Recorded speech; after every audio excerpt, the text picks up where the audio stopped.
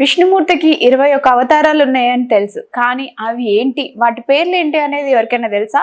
ఈరోజు మీ అందరి కోసం నేను చెప్తాను. ఫస్ట్ అవతారం వచ్చేసి ఆదినారాయణ అవతారం, సనకసందన అవతారం. రెండవది వచ్చేసి యజ్ఞవారాహి అవతారం. మూడవది నారద అవతారం. నాలుగవది నరనారాయణ అవతారం. ఐదవది కల్పిక అవతారం. ఆరవది దత్తాత్రేయ అవతారం. ఏడవది యజ్ఞావతారం. ఎనిమిదవది వృషభ అవతారం. తొమ్మిదవది ప్రీతు మహారాజా అవతారం. పదవది మత్స్యావతారం. 11వది కూర్మావతారం. 12వది ధన్వంతరి అవతారం.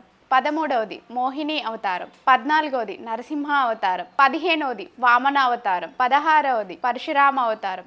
17వది రాముడు అవతారం. 18వది బలరామ అవతారం. 19వది కృష్ణ అవతారం. 20వది బుద్ధావతారం. 21వది కల్కి అవతారం. ఇందులో 14వ అవతారంలో చూసుకుంటే ఒక చిన్న ఇది ఉంటుందండి. అదేంటో ఇప్పుడు తెలుసుకుందాం. అదేంటంటే నరసింహ అవతారంలో స్వామివారు హిరణ్యకశిపుని చంపేసి వస్తూ ఉండగా ఆ హిరణ్యకశిపుని రక్తం అంతా చేతులకు అంటుకుంటుందన్నమాట. స్వామివారికి మొత్తం అంటుకొని స్వామివారు ఆ కోపంలో నడుచుకుంటూ అడవి ద్వారా వస్తుండగా స్వామివారి చేతులకంతా మంటలు వస్తూ ఉంటాయి. మంట దురద అనేది ఉంటాయి.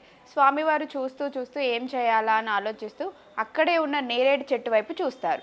నేరేడు వైపు చెట్టు చూసి అక్కడున్న ఆకులతో ఆ చేతులనంతా తూడ్చుకుంటారు. ఆ చేతులకు అంటిన రక్తాన్నంతా తూడ్చుకోవడం వల్ల స్వామివారికి అంటిన దురద మంట అనేవి తగ్గిపోతాయి. అప్పుడు ఆ స్వామివారు ఆ నేరేడు చెట్టుకి ఒక వరం ఇస్తారు. ఎవరైతే నిన్ను భక్తి శ్రద్ధలతో పూజిస్తారో వాళ్ళకి అష్ట ఐశ్వర్యాలు కలుగుతాయి అని చెప్పేసి చెప్తారనమాట. అప్పటి నుంచి మన ప్రజలందరూ ఎవరైతే నేరేడు చెట్టును పూజిస్తారో వాళ్ళకి అష్ట ఐశ్వర్యాలు లభిస్తాయి. అందులోటి సిరి సంపదలు కలుగుతాయి. ఎవరైనా సంతానం లేని వాళ్ళకు కూడా సంతానం కలుగుతుంది అనేది ఒక ప్రసిద్ధి. దాన్ని ఇప్పుడు కూడా అలానే చేస్తూ ఉన్నారు. చాలా మంది భక్తి శ్రద్ధలతో నేరేడు చెట్టును పూజిస్తూ ఉన్నారు.